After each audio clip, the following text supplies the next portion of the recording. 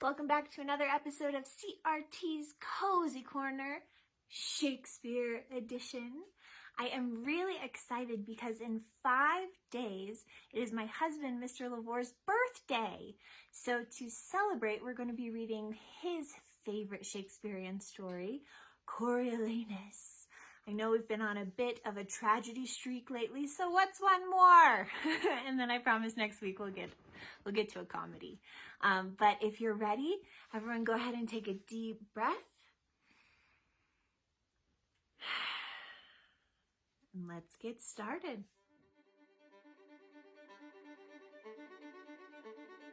The fields of the Roman Republic lay brown and bare under a scorching sun, and grapes shriveled black on the vines. It was a time of famine. Every day, the city's bakers had less bread to sell, and their prices were rising. The poor were going hungry. Rumors of revolt spread in the crowded streets. One afternoon, as the senator, Menenius Agrippa, left his house to attend a government meeting, he came face to face with a mob of angry citizens. They were armed with clubs, rakes, and hoes, and were heading towards the main square of the city. "What's this, my countrymen?" Menenius asked mildly. "Where are you off to with your sticks and clubs?" "Menenius," a bricklayer replied, "you've always been a friend to the people, but you and all the Senate should know what's afoot. You've had plenty of warning." "That's right," cried a street sweeper, shaking a cudgel. "We're hungry for bread, and the rich nobles don't care one bit. Their storehouses are crammed with grain, and all they do is pass laws to make the poor even poorer. It's time to make them pay. People are rising up all over Rome."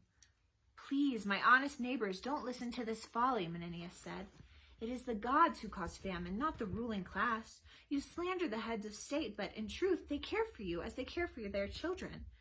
Before the people could respond, a broad-shouldered nobleman shoveled his way into the mist. "What's the matter, you mutinous rogues?" he demanded, glaring around at them. "It's Caius Marcius," hissed the bricklayer, "the famous warrior. He's the worst of them. He's always insulting us." "Do you expect me to praise you with idle curs?" Caius Marcius retorted. "You commoners are cowardly in war and brave in peace. Whoever deserves praise receives only your hate. Whoever trusts you swims with leaden fins to their doom. You're no more dependable than a hailstone in the sun. Why are you railing against the Senate?" "They want cheaper grain," Menenius explained, "and they say the Senate's laws are unfair to them." "Hang 'em," growled Caius Marcius. "The pack of slaves. I wish my Senate would lay aside its mercy and let me use my sword. I'd wipe out this rabble myself." There was a flourish of trumpets, and a messenger came running from the direction of the Senate House, where the Roman government sat in session. "Hear me, Menenius, and all you Romans," he cried. "The senators have considered the protesters' demands. They've granted the people free grain and political powers. They hereby appoint new tribunes, politicians who will be your special representatives in the Senate." The commoners cheered, but Caius Marcius only scowled. "No good can come from this," he warned. "Wait, that's not all," the messenger continued. "The generals have received news that our enemies, the Volscians, are raising an army. They're sure to march against Rome." "I'm glad of it," Caius Marcius declared. "They have a noble leader, Tullus Aufidius. He is a lion, and I am proud to hunt." Menenius addressed the would-be rioters. "You see, your voices have been heard, and you can all go home. Come, Caius Marcius, let's be off as well. General Cominius will be drawing up his battle plans, and I'm sure he needs your help." News of the coming war spread quickly through the city. Soldiers sharpened their swords and buffed their shields to a gleaming finish. Cominius, with Caius Marcius and the rest of his captains, debated strategy and tactics long into the night. As at Caius Marcius's house, his wife, Virgilia, paced up and down, nervously awaiting the outcome, while his mother, Volumnia, sewed with steady hands in the firelight. "Please calm down," Volumnia said at last. "Rejoice in this new war. If my son were my husband, I'd be happy to let him seek danger where he could find fame. Remember, when he was little more than a boy, I sent him to a cruel war, and he came back loaded with honors." "But what if he had come back dead?" Virgilia asked. "Believe me, if I had dozens of sons, and they all were as dear to me as Marcius's, I'd rather 11 died nobly for their country than one stayed safely home." Virgilia shuddered. "I can't think like you," she said firmly. "I have just one husband and just one son, and neither my boy nor I will leave this house until Marcius returns from the war." The Romans decided to launch an attack immediately, and Cominius's army marched to the Volscian city of Courtauld. There they set up camp and besieged the city. For 3 days the gates held strong against the Roman onslaught. Then, from the high walls of the city, the defenders heard a distant blast of trumpets. "Listen," someone cried. "It's Aufidius and his army. They're coming to save our city." Indeed, Aufidius and his men had marched through the night to support Courtauld. Now they attacked the Romans from behind, and the city's defenders, seizing the opportunity, unbarred the gates. They poured out, hoping to overwhelm the Romans. At first, the Roman battle line gave way, but one man alone refused to retreat, hacking left and right with furious blows. It was Caius Marcius. "Come on," he roared to his fellows. "Where are you going? You shames of Rome, you souls of geese. Victory is ours if you stand fast. The gates are open. Follow me!" So terrible was Caius Marcius in his battle rage that the Volscians faltered, and he stormed straight into Courtauld. Not a single Roman soldier followed him, and the great gates creaked shut behind him. "He's doomed," cried one of his companions. "It's him alone against an entire city." "Oh, noble Marcius," another mourned, "you dared to stand straight where even swords would bend. You made your enemies shake as if the world were feverish and trembling." The Romans felt sure that their champion was lost. Then, suddenly, the gates of Courtauld creaked open once more. 2 red hands appeared in the gap, slowly wrenching it wider. There stood Caius Marcius, covered in blood, but victorious. "He lives! Caius Marcius is alive!" the Romans cheered. Rallying to his aid, they stormed through the gates and into the city. Courtauld was defended, but outside the city walls, on the other side of the battlefield, Aufidius and his army were still pressing the Romans hard. Ignoring his wounds, Caius Marcius raced back into combat, soon coming face to face with the Volscian general himself. "I'll fight with none but you," Caius Marcius swore as he battled Aufidius's shield. "I hate you more than treachery." "We hate alike," replied Aufidius, striking a glancing blow at Caius Marcius' helmet. "Let's settle this here and now. Whoever flees, let him die the other's slave." The 2 heroes circled one another, thrusting and parrying with brutal skill. But before the contest could be decided, 3 of Aufidius's men dashed between the glittering swords. They blocked Caius Marcius's blows with their shields and, despite his curses and protestations, dragged their leader away from the fight. "Our army is retreating," the Volscian soldiers explained as they bundled Aufidius into a horse. "Rome has won the day." "Curse you, Marcius," Aufidius cried. 5 times we've fought, and every time you've had the upper hand." "He's the devil," one soldier said. "He's even bolder, though not so subtle," offered Aufidius. "Now nothing more will stand between my hate and Marcius. No bond of hospitality or mercy can protect him, and I swear some day I'll wash my fierce hands in his heart's blood." After the battle, the victorious Roman troops formed a wide square around their general, and Cominius called for Caius Marcius. The warrior, still covered in grime, his arm in a sling, reluctantly stepped forward. "If I told you everything you'd done in battle, you yourself would disbelieve your deeds," Cominius told him. "We thank the gods that Rome has such a soldier." "Please say no more," Caius Marcius said. "It grieves me to be praised. I did what you have done, just what I can, and I did it for the same reason as you, for my country." "All Rome will recognize your worth," insisted Cominius, "and I decree that you may have 1/10 of all the treasure won today in Courtauld." "Thank you," Caius Marcius said, "but I cannot take a bribe to pay my sword. I refuse it. I'll only take my fair share like any common soldier." Cominius nodded. "Very well, but one gift you must accept, a new name, to honor what you did. Alone inside the city, from now on you shall be known as Coriolanus, defender of the Courtaulds." The Roman soldiers cheered, and beating their spears on their shields, they chanted Caius Marcius' new name, "Coriolanus!" When Cominius' army returned to Rome, news of the great victory spread rapidly from street to street. Flags flew from public buildings. People rushed out with garlands of flowers to greet the soldiers and thank them for countering the Volscian threat. Everyone joined in the celebrations, all that is, except for 2 men. Brutus and Sicinius were the new tribunes, chosen to represent the common people. They watched grimly as the crowd surged past.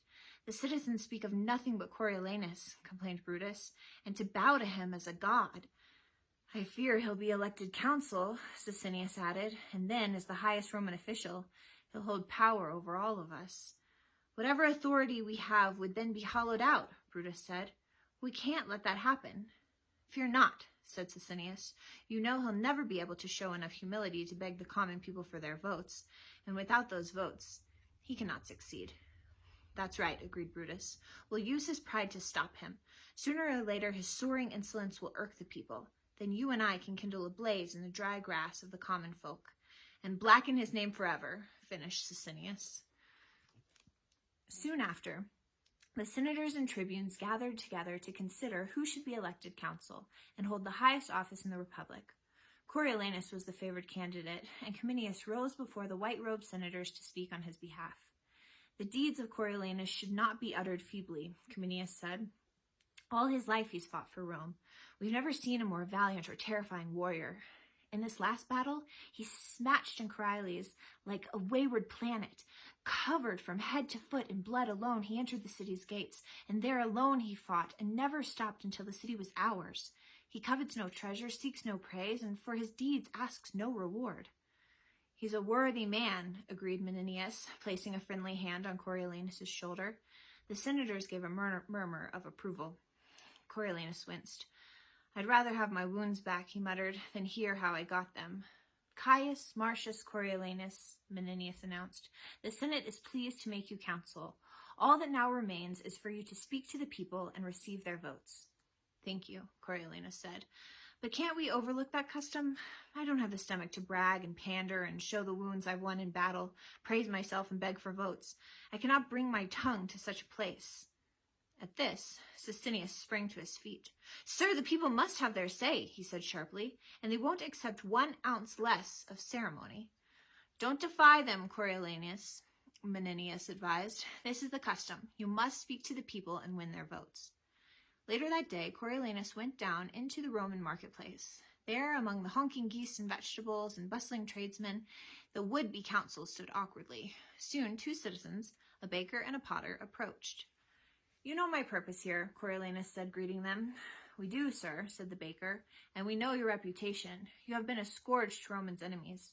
And yet, added the potter slowly, you have not loved the Roman people.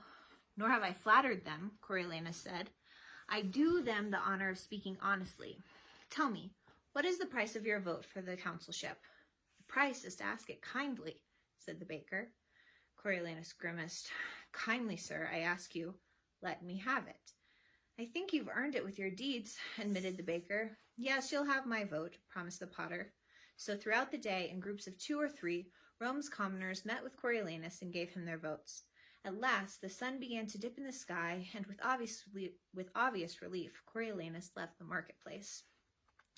The Roman custom had been observed. However, as the tradesmen cleaned up their stalls and discussed the day's events, they weren't all that sure about what they'd done. It's true, said the baker. He's fought and suffered for our country, and we should show him our gratitude. And yet, said the blacksmith, he seemed to mock us when he begged for our votes. He spoke scornfully, the potter agreed. How now, citizens, said Sicinius, appearing with Brutus at the entrance of the marketplace. Have you chosen Coriolanus? We have, the baker affirmed, rather uncertainly, although he was a little too proud when he spoke to us. We pray that he'll deserve your votes, Brutus said, but don't you think that his contempt will bruise you when he, as consul, has the power to crush? He boldly mocked you for your votes, Sicinius said in seeming disbelief, and yet you gave him what he asked? Well, he hasn't got it yet, the potter said stubbornly. He hasn't been confirmed in the Senate. But time is running out, Brutus said urgently. Go now and tell all your friends that they've chosen a council who will steal away their liberties. Tell them to gather tomorrow in protest, Sicinius added, and remind them of his pride and how he hates the poor. We will, promised the blacksmith and the potter, and they hurried from the marketplace. The next day, Coriolanus made his way towards the Senate house with Menenius and Cominius. However, as they neared the building, they found the street blocked by Brutus and Sicinius, along with all the tradesmen from the marketplace. Go no further, warned Sicinius. What do you mean? Demanded Cominius. Coriolanus has been elected consul. It would be dangerous to go on, said Brutus. These people are enraged and have withdrawn their votes for him. Withdrawn their votes? Coriolanus exclaimed. This sounds like a plot. You tribunes are the people's mouths. Do you control their teeth too? Have you set them against me? Let's all stay calm, Menenius urged. Don't call it a plot, Brutus said hotly. The people say you mocked them, and when grain was given to them during the famine, you cursed the poor and their supporters. You bring that up again? I said it then, I'll say it now. Not now, not now, pleaded Menenius. Yes, now, insisted Coriolanus. That rank-smelling multitude, I say it again, deserves no free grain. Feeding them, we nourish only insolence and rebellion. Yet you think they should vote for you? Snapped Sicinius. The noble Romans caved into the rabble, Coriolanus continued, and in so doing we debased ourselves, broke open the locks of the Senate, and let in crows to peck at eagles. Yes, and I'll tell you something more that they dare not say. If we loved Rome, we'd pluck out the people's tongues, which they would use to lick the poison sweet of politics. We'll throw their power and their tribunes into the dust. That's treason, spoken like a traitor, Sicinius cried. You all heard him insult the people, added Brutus, turning to the crowd, who muttered their agreement. Officers, arrest this man, Sicinius ordered, grabbing Coriolanus by the arm and waving to the guards on the steps of the Senate house. Get off me, Sicinius, growled Coriolanus, battling away the tribune's hand, or I'll shake your bones out of your toga. On both sides, more respect, Menenius urged. Brutus, Sicinius, think about what you're starting here. But the quarrel was boiling over. This violence deserves death, Brutus declared. We do here pronounce on behalf of the people that Coriolanus is worthy of death. Seize him, shouted Sicinius to the crowd. Throw him from the highest tower. No, I'd rather die here, said Coriolanus. With an easy motion, he drew his sword. There are some among you that have seen me fight. Come now, try me for yourselves. Coriolanus swung his sword in a lazy arc, and the tribunes and commoners scrambled back, tripping and shoveling one another in fear and anger. Brutus was knocked to the ground, and Sicinius took an elbow to the stomach. Bring weapons, we need weapons, he gasped. But before anyone had a chance to recover, Menenius and Cominius pulled Coriolanus into an alley and hustled him away. Please, noble friend, go home, urged Cominius, before the rioters can rally and sweep over us like a tide. On fair ground, I could beat 40 of them, Coriolanus spat. I could myself take on a few, said Menenius, but let me speak to them instead. I'll see whether my wit can work on those who have none. The best you can do now is go. Coriolanus nodded, leaving his two friends behind. Why couldn't he just speak to them kindly? Sighed Cominius. His nature is too noble for the world, Menenius said sadly. He wouldn't flatter Neptune for his trident or Jove for his power to thunder. Whatever his heart feels, his tongue must vent, and when he's angry, he forgets he ever heard the name of death. After a long day of negotiations with the tribunes, Menenius went to Coriolanus' house to report what had been decided. Coriolanus' mother, Volumnia, showed the senator in. Welcome, Menenius, she said. What's the news? Can we still make peace with the tribunes? Make peace? Growled Coriolanus. I'm surprised at you, mother. You hate them as much as I do. Why do you wish me to be milder? Would you have me be false to my name? I play the man I am. Oh, son, I wish to see you wield your power before you've worn it out. You're too stubborn and too absolute. Your mother's right, said Menenius. Listen, the people and the tribunes are still enraged. Violence could break out again.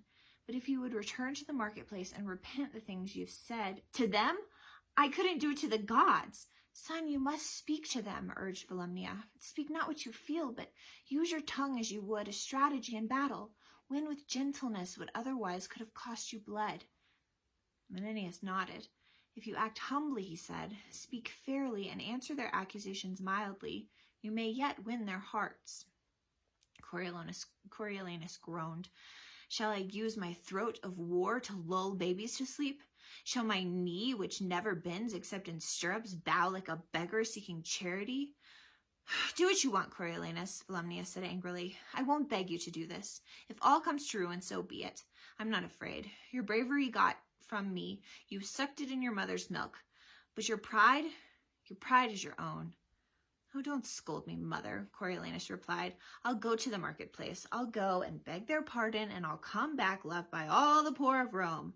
I'll never trust my tongue again to flatter. The next day, Coriolanus and his noble supporters stood again in the marketplace before the Roman people. The tradesmen's stalls had all been cleared away, and a crowd of commoners filled the space. Their anger had been whipped up overnight by the words of the tribunes, and now 2 rows of soldiers struggled to hold them back. Sicinius stepped out to address Coriolanus. "I do demand," he said, in a voice that carried to the back of the crowd, "that you submit to the Roman people and their officers, and that you suffer any punishment the law shall lay upon you." "I consent," replied Coriolanus. "But tell me, why have you denied me the office of consul, even though I was fairly elected?" "We charge that you intended to take power and make yourself a tyrant of Rome, for which you are a traitor to the people." "Traitor?" said Coriolanus sharply. "How traitor?" "Softly, remember your promise to your mother," whispered Menenius at his side. "No more," Coriolanus growled. "Let them pronounce what death they will. I wouldn't buy their mercy at the price of one fair word." "This man," continued Sicinius, addressing the crowd, "has cursed you, beat your officers, and defied the law. For this he deserves to die." "Yes," roared the crowd. "But," said Brutus, joining Sicinius, "because he once did service to his country, we do this instant merely banish him. He is banished. Let him never more enter the gates of Rome." "It shall be so," the Romans chanted. Coriolanus shrugged off the consoling hands of his friends and faced the crowd. "You pack of yelping curs," he said, "whose rotten breath I hate, whose love I cherish less than the stench of unburied corpses. I banish you. Despising Rome because of you, I turn my back. There is a world elsewhere." Then, pursued by the jeering crowd, pelted with filth, Coriolanus marched through the city and out into the countryside. Weeks later, far from Rome, as dust fell in the Volscian city of Antium, a traveler approached the gates. The stranger, wrapped in a stained cloak and limping slightly on his worn-out sandals, asked the gatekeeper for directions to the house of Tullus Aufidius. "There it is," said the Volscian, pointing. "He's hosting the nobles of Antium tonight." The stranger thanked him and proceeded to Aufidius's door. His knock was answered by a haughty servant. "Who are you?" the servant demanded. "A gentleman," the stranger replied. "You look like a marvelously poor one." "True, so I am. But please call your master. I wish to see him." "Go away," said the servant, aiming a kick at the stranger. "Now you're being troublesome," the stranger warned. He dodged the kick, and with a single blow knocked the servant down.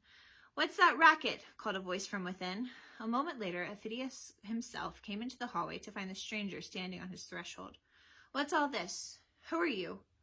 "Do you not know me?" the stranger asked, straightening his back and throwing off his hood. "My name sounds harsh to Volscian ears. I am Caius Marcius, known as Coriolanus." The servant gasped in horror and scrambled for his sword, but Aufidius held up his hand. "Let's hear him out," he said.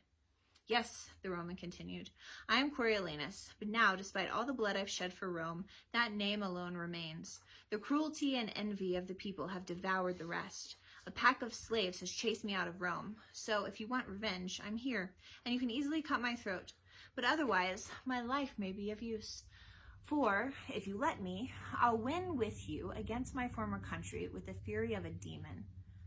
Tullus Aufidius opened his arms to his old enemy. "Oh, Marcius, every word you speak pulls a root of ancient envy from my heart. Let me embrace the body I so often struck at with my sword. Why don't you know I've been raising a new army, and every night I've dreamed of fighting you again, man to man. Now instead, take half my army under your command. You know your country's weaknesses, and how best to destroy it. Come in and meet the Volscian nobles. 1,000 welcomes. You're more of a friend today than you were ever my enemy." So began another Volscian war. Together, Aufidius and Coriolanus launched their attack on the Roman territories. One by one, cities and towns fell to the invaders. Coriolanus fought more fiercely and relentlessly than ever before, and he soon won the trust and admiration of his troops. Before long, the Volscian armies had pushed within striking distance of the Roman capital. News of Coriolanus' approach made the Roman citizens tremble. They knew better than anyone what cause Coriolanus had to hate them. "I hope you're proud of what you've done," Menenius said to Brutus and Sicinius. "He'll shake down Rome like ripe fruit from a tree," said Cominius in despair.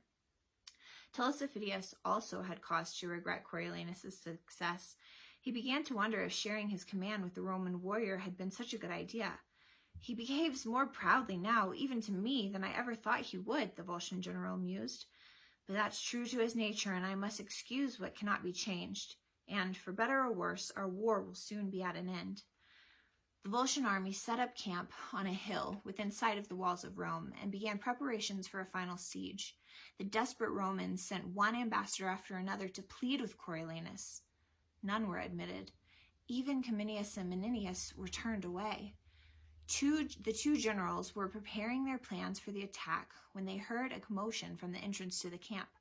A moment later, the Volscian guards appeared, escorting Volumnia, Virgilia, and young Marcius. Coriolanus hadn't seen his family for months, and despite himself, he felt tears welling up in his eyes. "Honored mother, dearest wife," he said, embracing them, "and my brave boy, oh, forgive my tyranny, but please don't ask me to forgive the Romans." "We have nothing else to ask," said Volumnia, "except what you deny already, and yet we will ask. Think of what we've gone through. You've made your mother, wife, and child watch their son, husband, and father tearing his country apart. Now either you'll be led in chains like a traitor through the streets of Rome, or you'll win glory at the cost of your family's blood." Now the tears were rolling down Coriolanus' cheeks. He tried in vain to turn away, but Volumnia held his hand. "Oh, my great son," she said, "what honor do you hope to gain by conquering Rome? The act will wipe out your nobility and make your name a curse in ages to come. We beg you, make peace between the Volscians and the Romans." Volumnia and Virgilia both kneeled before Coriolanus. Even proud young Marcius bent his little knee and bowed his head before his father. Mother, what have you done?" Coriolanus groaned.